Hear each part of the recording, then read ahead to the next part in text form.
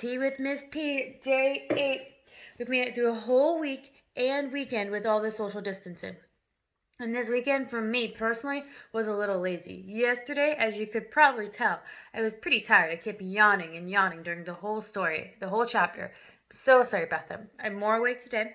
So yesterday, since I was so tired, I decided to take not one, but 2 naps. But then, when it came time for bedtime, I was not tired. So I've decided that if I'm going to take a nap, I'm just going to stick to 1 nap and not 2. Today, this morning already, I've been a little productive. I have put something in my window. I don't know if you guys have seen this, but I have hearts in my window. It's something called Heart Hunters, because even though we are social distancing, we can still go outside and play and go on walks, ride our bikes, jump on our trampolines, whatever you are able to do at your house. I don't have a trampoline or a bike, but it's a nice idea. A lot of people in Galesburg are putting up hearts in their windows to make it like a scavenger hunt. It's a way to show people that we care about them, while maintaining social distance so that we don't put ourselves in danger of getting sick.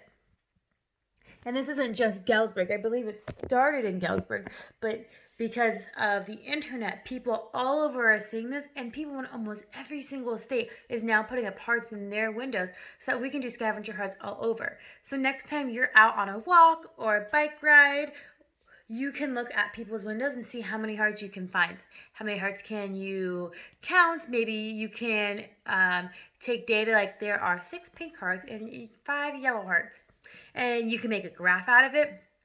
There's a lot of things you could do with it. It's just a fun way for you to get out and see it. I would maybe wait till it warms up. It did snow here in Galesburg, but that's something I started this morning. And then I think I'm going to do some more hearts for the other windows in my house that face the street. So you want to put the hearts facing the street so that when people are on walks or outside that they can see them. You can put hearts on any window you want, but the idea is that other people can see them too. This weekend, something exciting happened. Some of you guys might have seen this, but in the mail came a magazine from Carl Sandburg College, right? And if you look here on the front, it says, Angel Peterson, a Galesburg Promise Success Story, page 2. So if you want to open up to page 2, you're like, Angel Peterson, I know an Angel Peterson, but I call her Miss Peterson, right? So if you open up to page 2, you can see the article. I told you guys, I told my students that Sandburg was coming to the classroom. They're going to take pictures and videos because they wanted to put me in their magazine. And that's what they did. That came this weekend. I believe everyone in Galesburg should have gotten a copy of the Sandburg magazine. So if you see this laying around your house or you see it in your mailbox, maybe you want to open up and give it a read. There's other good articles about other people who are doing great things at Sandburg or because they went to Sandburg. Reading magazine is definitely a way that we can keep reading. Reading doesn't always have to be big books. It doesn't have to be chapter books. You can also read magazines like this, and it helps you become a better reader. So I wanted to share that with you guys. I talked to the photographer out at Sandburg, and he said that he's going to get me the other pictures that he took from that day, so I'll be able to see them and keep them, and maybe I'll share some of them on Facebook so that your parents can see them too. All right, let's get back to our book, Matilda. Yesterday when we read about Bruce Bogtrotter. And Bruce Bogtrotter was a little boy at the Crensham Hall who snuck into the headmistress's special teacher's lounge, or maybe her office, and cut a slice of her favorite chocolate cake that was made especially for her and ate it. She found out that it was him, and do you guys remember what she had him do as a punishment?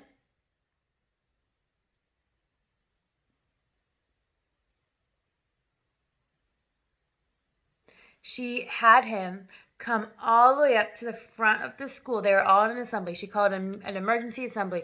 She called Bruce Bogtrotter all the way up to the stage, and she had him eat an entire chocolate cake, a whole entire chocolate cake by himself in front of the entire school. And he could not leave until he ate the entire cake. He did eat the entire cake, and as soon as he finished the cake, the whole school was cheering because I didn't think he could do it. It was such a big cake. And Miss Trunchbull was not happy about that. She thought that he had won, but she wanted to win because she was so upset that Bruce had won, even though he was the one who was in trouble. So let's see what we're going to find out more about Matilda and her friends and people at school or her parents. We seem to be learning about a lot of people, and we either learn that they're either good friends to Matilda or bad friends to Matilda. So like Miss Trunchbull, I would say, is not a very good friend to Matilda. We talked about the other day why I don't think Miss Trunchbull would be a very good friend. She's not nice to kids. She's mean to kids. I wouldn't want to be friends with someone who's mean to kids. But Miss Honey is someone who is good to kids. She listens to kids. She cares about kids. She teaches kids. I would consider her a good friend. Are there other people, as we keep reading, I want you to think, are these characters good friends to Matilda or are they bad friends to Matilda? This chapter is called Lavender. In the middle of the first week, Matilda's first term, Miss Honey said to the class, "I have some important news for you, so listen carefully. You too, Matilda, put that book down for a moment and pay attention." Small, eager faces looked up and listened. "It's the headmistress's custom," Miss Honey went on, "to take over the class for one period each week. She does this with every class in the school, and each class has a fixed day and a fixed time. Ours is always 2 o'clock on Thursday afternoons, immediately after lunch. So tomorrow at 2 o'clock, Miss Trunchbull will be here taking over for me for one lesson. I shall be here as well, of course, but only as a silent witness. Is that understood?" "Yes, Miss Honey," they all chirped. "A word of warning to you all," Miss Honey said. The headmistress is very strict about everything. Make sure your clothes are clean, your faces are clean, and your hands are clean. Speak only when spoken to. When she asks you a question, stand up at once before you answer it. Never argue with her. Never answer back. Never try to be funny. If you do, you'll make her angry, and when the headmistress gets angry, you had better watch out." "You can say that again," Lavender murmured. "I am quite sure," Miss Honey said, "that she will be testing you on what you have meant to learn this week, which are your 2 timetables. So I strongly advise you to swat it up when you get home tonight. Get your mother and father to hear you on it."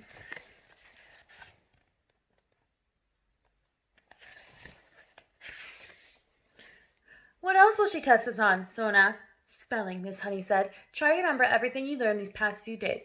And one more thing. A jug of water and a glass must always be on the table here when the headmistress comes in. She never takes a lesson without that. Now, who will be responsible for seeing that is there?"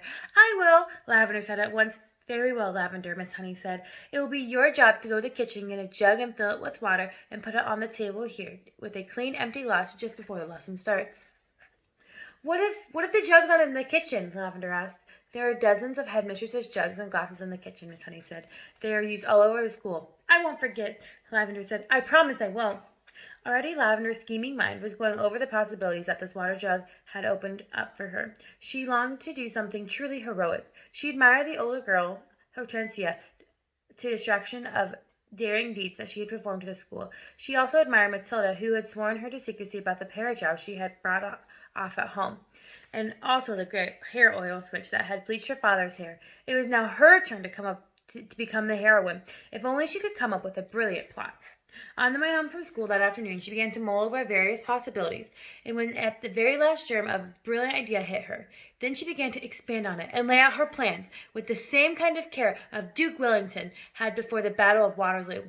Admittedly, the enemy on this occasion was not Napoleon, but you would never have gotten anyone at the Crensham Hall to admit that the headmistress was a less formidable foe than the famous Frenchman. Great skill would have to be exercised, Lavender told herself, and great secrecy observed if she was to come out of this alive. There was a muddy pond at the end of Lavender's garden, and this was home to a colony of newts. A newt, although fairly common in English ponds, is not often seen by ordinary people because it is a shy and murky creature. It is an incredibly ugly, gruesome-looking animal, rather like a baby crocodile but with a short head. It is quite harmless, but it doesn't look good. It is about 6 inches and very slimy, with greenish-gray skin on top and an orange-colored belly underneath. It is, in fact, an amphibian, which can live in or out of water. That evening, Lavender went up to the bottom of the garden, determined to catch a newt. They are swiftly moving animals and not easy to get a hold of. She lay on the bank for a long time, waiting patiently until she spotted a whopper. Then, using her spool as a net, she swooped it up and caught it. She had lined her pencil box with pondweed ready to receive the creature, but she discovered that it was not easy to get the newt out of the hat and into the pencil box. It wiggled and squirmed like a quicksilver, and apart from that, the box was only long enough just to take it. When she did get it in there at last, she had to be careful not to trap its tail in the lid when she slid it close. A boy next door called Rupert had told her that if you chopped off a newt's tail, the tail will stay alive and grow another newt 10 times bigger than the first one. It could be the size of an alligator. Lavender didn't quite believe that, but she was not prepared to take that risk. Eventually, she managed to slide the lid of her pencil box right home, and the newt was hers. Then, on second thought, she opened the lid just the tiniest fraction so that the creature could breathe. The next day, she carried the secret weapon to school in her satchel. She was tingling with excitement. She longed to tell Matilda about her plan of battle. In fact, she wanted to tell the whole class, but she finally decided to tell nobody. It was better that way, because then no one, even under the most severe torture, would be able to name her as the culprit. Lunchtime came. Today it was sausages and baked beans, Lavender's favorite, but she couldn't eat. "Are you feeling all right, Lavender?" Miss Honey asked from the head of the table. "I had a huge breakfast," Lavender said. "I really couldn't eat a thing." There's Lavender trying to catch a newt. Immediately after lunch, she dashed off to the kitchen and found one of the Trunchbull's famous jugs. It was a large, bulging thing made of blue gaze pottery.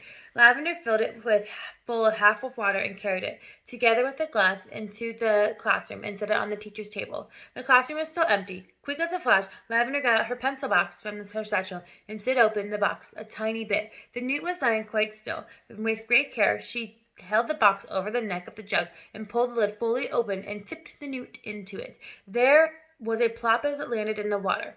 Then it thrashed around wildly for a few seconds before settling down. And now, to make the newt feel more at home, Lavender decided to give it all the pondweed from the pencil box as well. The deed was done. All was ready. Lavender put her pencils back in that damp pencil box and returned it to the correct place on her own desk. Then she went out to join the others on the playground until it was time for the lesson to begin. There was Lavender dumping the newt in Miss Trunchbull's water. I'm going to stop for 10 seconds and make a prediction. What do you think is going to happen with the newt and Miss Trunchbull when she comes to class?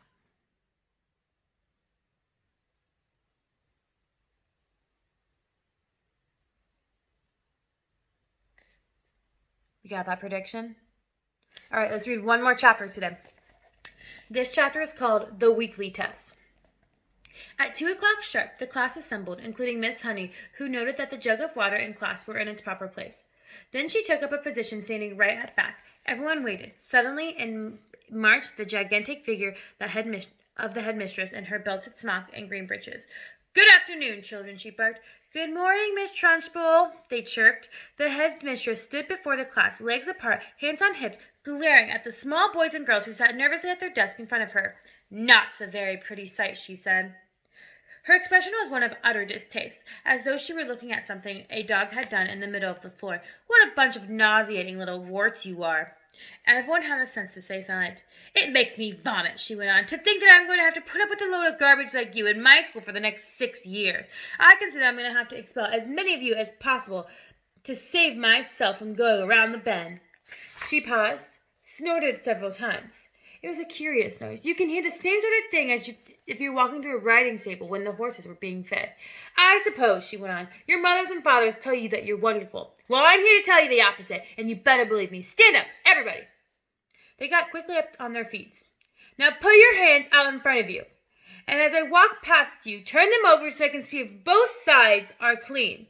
The Trunchbull slowly began to march around the rows of desks, inspecting the hands. All went well until she came to a small boy in the second row. "What is your name?" she barked. "Nigel," the boy said. "Nigel what?" "Nigel Hicks," the boy said. "Nigel Hicks what?" the Trunchbull bellowed. She bellowed so loud she nearly blew the little chap out of the window. "That's it," Nigel said, "unless you want my middle names as well." The brave little fellow, the one that one could see that he was trying not to be scared of the giant before him. "I do not want your middle names, you blister." "Miss Trunchbull," Nigel said. Then use it when you address me. Now, let's try that again. What's your name? Nigel Hicks, Miss Trunchbull, Nigel said. That's better, the Trunchbull said. Your hands are filthy, Nigel. When is the last time you washed them? Let me think. It's rather difficult to remember exactly. It could have been yesterday, or it could have been the day before yesterday.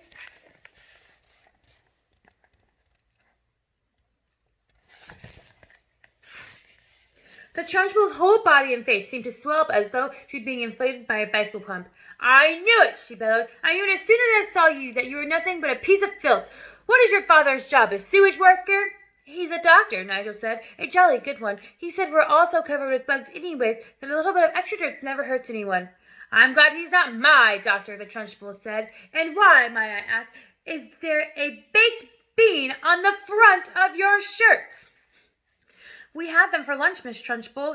And do you usually put your lunch on the front of your shirt, Nigel? Is that what famous doctor father of yours has taught you to do?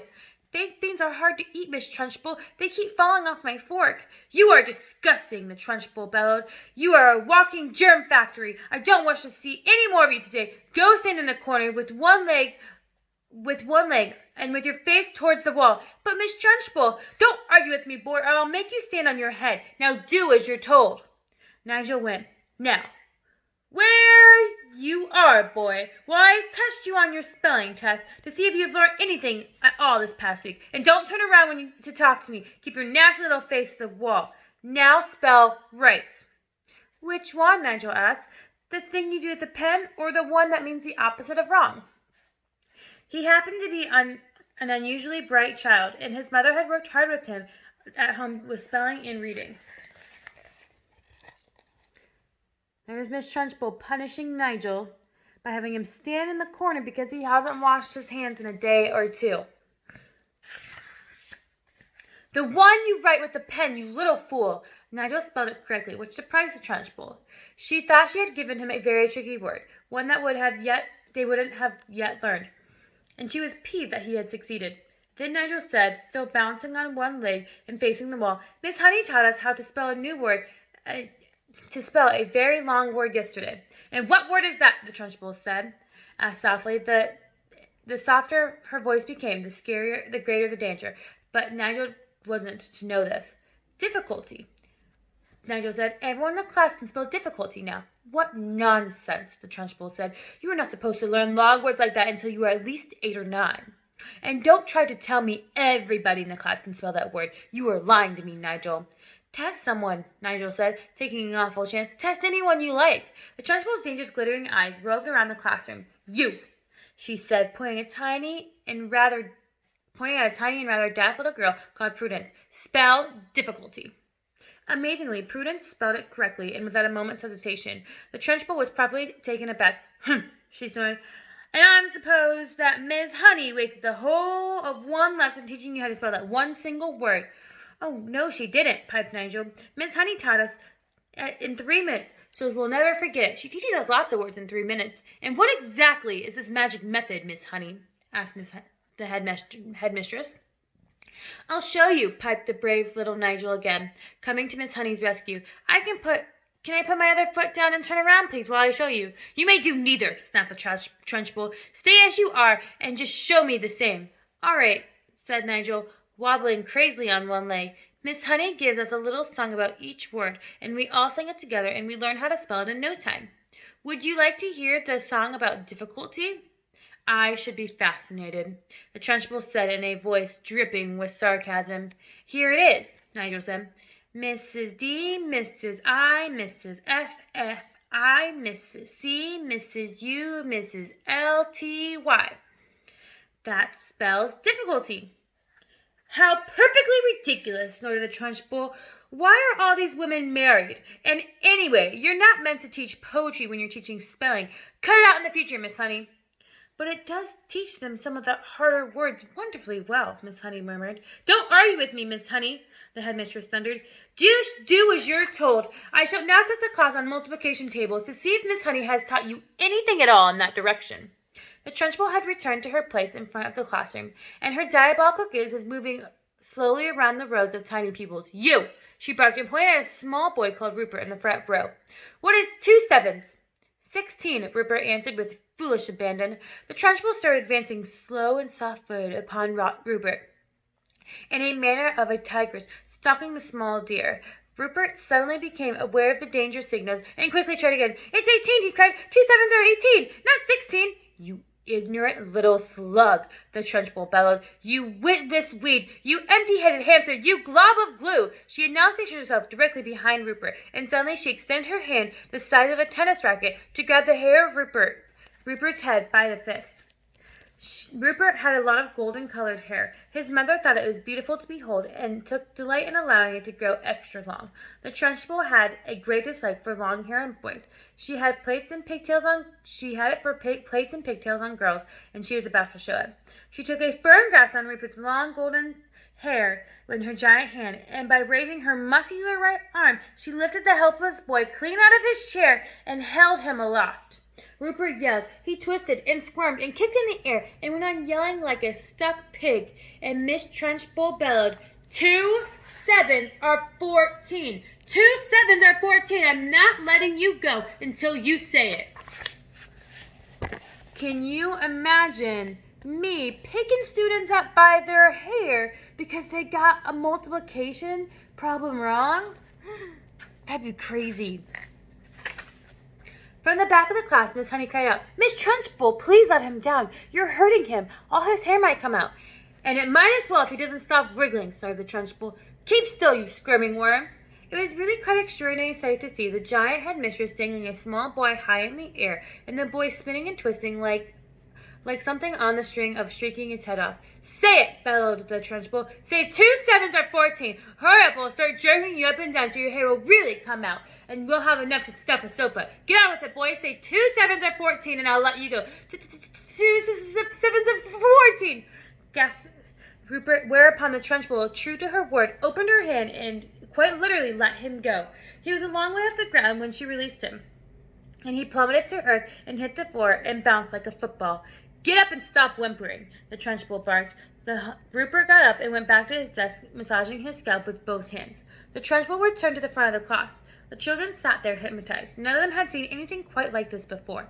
It was a splendid entertainment. There was more than pantomime, but with a big difference. In this room, there was an enormous human bomb in the front of them, which was liable to explode and blow someone to bits at any moment. The children's eyes were riveted by the headmistress. "I don't like small people," she was saying. "Small people should never be seen by anybody. They should be kept out of sight in boxes like hairpins or buttons. I could not for the life of me think why children have to take so long to grow up, and I think they do it on purpose." Another extreme brave little boy in the front row spoke up and said, "But surely you were a small person once, Miss Trunchbull, weren't you?" "I was never a small person," she snapped. "I have always been large all my life, and I don't see why others can't be the same." "But you must have started out as a baby," the boy said. "Me? A baby?" shouted the Trunchbull. "How dare you suggest such a thing? What a cheek! What an infernal insolence! What is your name, boy? And stand up when you speak to me." The boy stood up. "My name is Eric Ink, Miss Trunchbull." "Eric what?" the Trunchbull shouted. "Ink," the boy said. "Don't be an ass, boy. There's no such name. Look at the phone book," Eric said. "You'll see my father's name is there under Ink." "Very well, then," the Trunchbull said. "You may be Ink, young man, but don't let me tell you something. You're not indelible. I'll very soon rub that out of you if you ever try to get clever with me. Spell that." I don't understand. What do you want me to spell?" Eric said.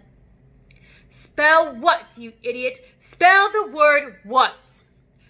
"W-O-T," Eric said, answering too quickly. There was a nasty silence. "I'll give you one more chance," the Trunchbull said, not moving. "Ah, yes, I know," Eric said. "It has an H in it. W-H-O-T. It's easy." In 2 large strides, the Trunchbull was behind Eric's desk, and there stood a pillar of doom towering over the helpless boy. Eric glanced fearfully back over his shoulder at the monster. "I was right, wasn't I?" he murmured nervously. "You were wrong," the Trunchbull barked. "In fact, you strike me as a sort of poisonous little pockmark that would always go around being wrong. You sit wrong, you look wrong, you speak wrong. You're wrong all around. I'll give you one more chance to spell it right." "Spell what?" He hesitated. Then he said very slowly, "It's not W-O-T, and it's not W-O-H-O-T. Ah, I know. It must be W-H-O-T-T." Standing behind Eric, the Trunchbull reached out and took a hold of the boy's 2 ears, one in each hand, punching them between the forefingers and thumbs.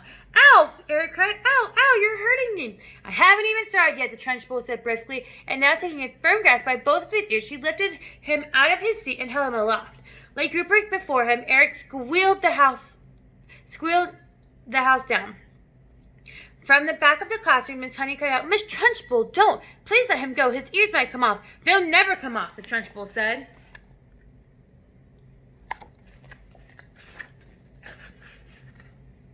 Shouted, "I have discovered that through a long experience, Miss Honey, that the ears of small boys are stuck firmly to their head." "Let him go, Miss Trunchbull, please," begged Miss Honey.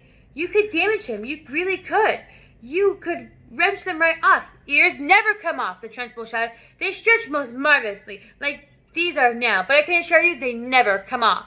Eric squealed louder than ever, and pedaling in the air with his legs. Matilda had never seen a boy before, or anyone for that matter, held aloft by his ears alone. Miss Honey, she sure felt both ears were going to come right off at any moment, and all that weight was on them.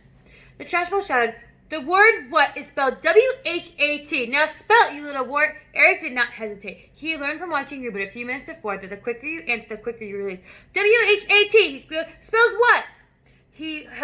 Still holding him by the ears, the Trunchbull lowered him back down into his chair behind the desk. Then she marched back to the front of the class, dusting off her hands once again, like someone had just been handling something rather grimy. "That's the way you make them learn, Miss Honey. You take it from me. There's no good just telling them. You have to hammer it into them. There's nothing like a good little twisting and twirling to encourage them to remember things. It helps concentrate their mind wonderfully." You could do some permanent damage, Miss Trunchbull," Miss Honey cried out. "Oh, I have. I'm quite sure of it," the Trunchbull answered, grinning. "Eric's ears will have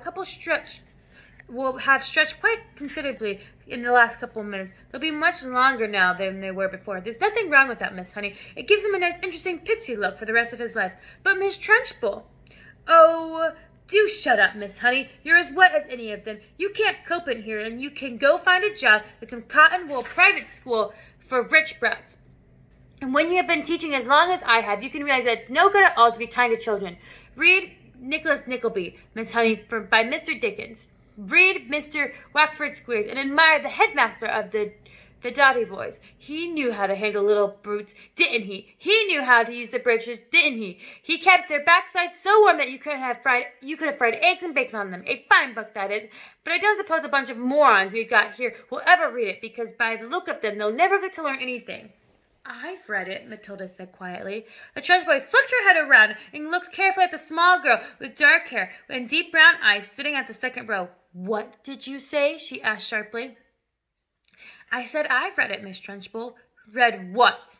"Nicholas Nickleby, Miss Trunchbull." "You're lying to me, madam," the Trunchbull shouted, glaring at Matilda. "I doubt there's a single child in the entire school who's read that book. And here you are, in an unhatched room, sitting in the lowest form there is, trying to tell me a great whopping lie like that. Why do you do it? Why must you take me for a fool? Why do you take me as a fool, child?"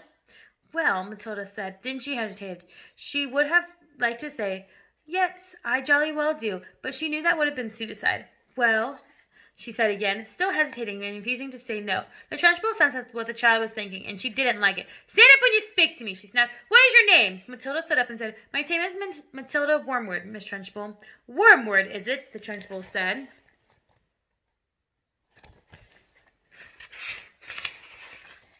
"In that case, you must be the daughter of the man who owns Wormwood Motors." "Yes, Miss Trunchbull." "He's a crook," the Trunchbull shouted. "A week ago he sold me a second-hand car that he said was almost new.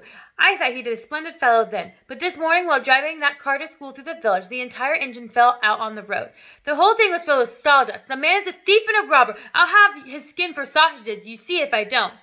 "He's clever at his business," Matilda said. "Clever my foot," the Trunchbull shouted. "Miss Honey tells me that you were meant to be clever too. Well, madam, I don't like clever people. They're all crooked. You are most certainly crooked. Before I fell out with your father, he told me something very, very nasty stories about the way you behaved at home. And you better not try anything like that in this school, young lady. I shall keep a very careful eye on you from now on. Sit down and keep quiet." we didn't hear anything about the Newt and Miss Trunchbull's water, so we have to come back tomorrow and read more. Have a great day, guys. Goodbye.